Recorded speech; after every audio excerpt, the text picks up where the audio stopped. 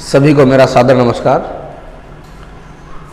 जैसा कि हम सब जानते हैं कि हम लोग लॉकडाउन के दौर से बाहर आना प्रारंभ हो रहा है, तो बाहर आते समय जैसा कि अनलॉक बंद मतलब लॉकडाउन आने से बाहर आने से पहले की स्थिति, तो अनलॉक बंद में आपसे कहा गया है कि कुछ चीज़ों की छूट हो जाएगी, कुछ चीज़ें भी बंद रहेंगी। पर हमें ध्यान क्या रखना है? हमें ध्यान रखना है कि पिछले जो कुछ 65-70 दिनों में हम लोगों ने सीखा है, हम लोगों ने ये सीखा है किस तरह से हम लोग इस कोरोना नामक बीमारी से बच सकते हैं, हमें क्या क्या करना है। तो जैसा कि आप सब लोग जानते हैं कि आज भी हमारे देश में कोरोना के मरीजों की संख्या मिलना कम नहीं हुई है, बल्कि और ज़्यादा बढ़ गई है। ये संख्या मैं 31 मई की बात कर रहा हूँ, तो आज हमारे यहाँ 1,82,143 टोटल केस हो चुके हैं, जिनमें से 86,984 स्वस्थ हो चुके हैं, 5,164 लोगों की डेथ हो चुकी है। तो 30 मई मतलब पिछले दिन भी हमारे यहाँ जो मिलने वाली संख्या है वो 8,380 है। ये कम आंकड़ा नहीं है, बहुत बड़ा आंकड़ा है। तो हमें क्या करना है कि इधर अनलॉक होने जा रहा है, तो अनलॉक का मतलब ये नहीं कि कोरोना समाप्त हो गया है। हाँ, अनलॉक का मतलब ये है कि हमें उसके साथ जीना है। साथ जीने के लिए क्या करना है? हमें उन सारी सावधानियों को जैसा कि हमने सीखा है बिल्कुल उसी प्रकार से अपने जीवन में उतार लेना है। हम लोगों की कुछ आदतें पड़ जाती हैं और जैसी आदत हम लोग डाल लेते हैं वैसे ही आदत पड़ जाती है। इसको कोई इसमें अन्यथा वाली बात नहीं है। कोई व्यक्ति जैसी आदत डाल लेगा वो उसी प्रकार से उसकी आदत में आ जाएगा। किसी किसी को कुछ विशेष एक्टिविटी करते देखा होगा तो वो उनकी आदत होती है। तो उसी प्रकार से कुछ चीज़ों को हमें अपनी आदत में शामिल करना है। जैसे जो सावधानियाँ बताई गई हैं, बताया गया कि हाथ धोने हैं। कहीं भी आप बाहर से घर जाइए तो घर जाकर पहले बढ़िया से हाथ धोइए अपने। नाक, मुंह और चेहरे को बार बार स्पर्श नहीं करना है, तो इसका ध्यान रखेंगे। सैनिटाइजर का इस्तेमाल करना है, बाकायदा ध्यान रखेंगे। और सबसे खास बात है कि मास्क का इस्तेमाल जरूर करेंगे और सही तरह से इस्तेमाल करेंगे। ऐसा नहीं आपने एक मास्क लिया, वो 3 महीने तक वही मास्क चला रहे हैं, नहीं। आप बाकायदा विधिवत उसको स्वच्छ रखिएगा, उसको सैनिटाइज कीजिएगा।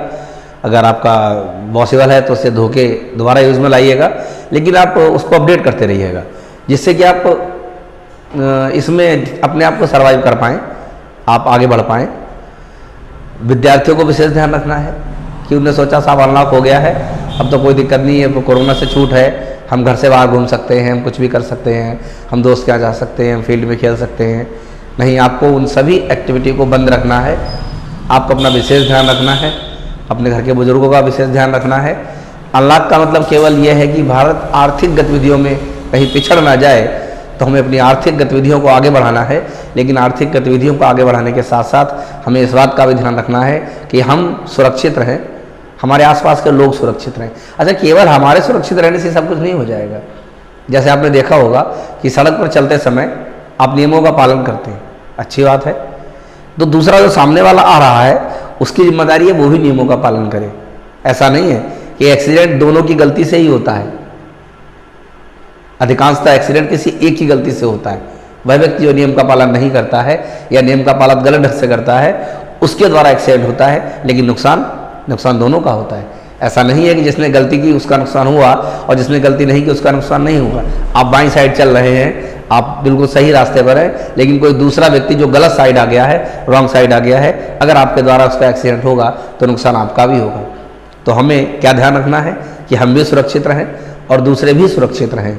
हमारे वे सभी लोग जो हमारे आसपास हमारे संपर्क में हैं, हमारे इष्ट मित्र हैं, हमारे और सगे संबंधी हैं, वो सभी सुरक्षित रहें। हमें कम से कम सोशल गैदरिंग करनी है, हमें लोगों से कम मिलने जाना है। हमें अपनी सारी एक्टिविटी जैसी अभी तक चली आ रही है बिल्कुल उसी प्रकार से उनका पालन करना है, उनमें कोई परिवर्तन नहीं लाना है। अनलॉक का मतलब फिर समझ लीजिएगा, अनलॉक का मतलब अनलॉक नहीं है। अनलॉक का मतलब आपको पूरी तरह से छूट नहीं है। छूट का मतलब सरकार ने छूट दे दी है, लेकिन हमें उस छूट को किस रूप में लेना है। आप तो कह सकते हैं कि ये आप कह रहे हैं कि साहब अनलॉक हो गया, हम बाहर नहीं घूम सकते हैं। हमें बिना विशेष आवश्यकता के बाहर नहीं निकलना है, हमें बिना किसी विशेष काम के बाहर नहीं जाना है, और अगर जाना है तो हम पूरी सावधानी के साथ जाएंगे। हम सोशल डिस्टेंसिंग का पूरी तरह से पालन करेंगे। हम जो भी उसकी सावधानियां हैं उन सभी सावधानियों का ध्यान रखेंगे। हमारे विद्यार्थी बच्चे इस बात का विशेष ध्यान रखें कि वह इस अनलॉक को अनलॉक न समझें और अपनी पढ़ाई पर, जैसे भी 2 महीने से आप लगातार ऑनलाइन पढ़ाई कर रहे थे, बहुत अच्छा है। क्योंकि देखिए, ये सब खुलने के बाद आपके जब एग्ज़ाम होंगे तो आपको एग्ज़ाम से पहले का जो टाइम मिल रहा है वो यही मिल रहा है। आप जितनी अभी अधिकतम तैयारी कर लेंगे, आपको अपने एग्ज़ाम में उतना ही लाभ मिलने वाला है। आप फिर मेरी बात ध्यान से सुनिए, जितना आप यहाँ पर मेहनत कर लेंगे, आपको अपनी आने वाली परीक्षाओं में उतनी ज़्यादा मदद मिलने वाली है। तो यहाँ पर जितना भी आप ऑनलाइन पढ़ाई करी है उसको रिवाइज कर लीजिएगा, उसको अच्छे से तैयार कर लीजिएगा, और जब भी आपके स्कूल खुलते हैं तो उसको एक बार अपने टीचर से डिस्कस कीजिएगा।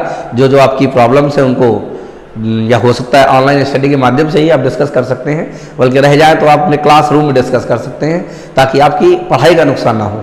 देखिए, जाने वाला समय कभी लौट कर नहीं आता है।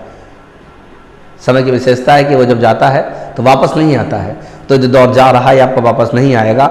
हमें इस समय को किस प्रकार से इस्तेमाल करना है, अगर हम इसका सही इस्तेमाल करेंगे तो हमारे जीवन में हमको ये लाभ देगा, लेकिन अगर इसका हम गलत इस्तेमाल करेंगे तो निश्चित ही हमें इसका नुकसान भी उठाना पड़ेगा।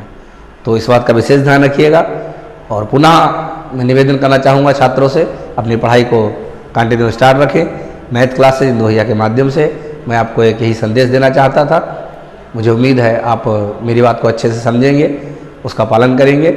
अगर आपको इससे कोई लाभ मिलेगा तो मुझे बहुत खुशी होगी। इसी के साथ मैं अपनी वाणी को विराम देना चाहूँगा। सभी को पुनः नमस्कार। अपना ध्यान रखिएगा, अपने घर के बुजुर्गों का ध्यान रखिएगा, स्वस्थ रहिएगा और सुरक्षित रहिएगा।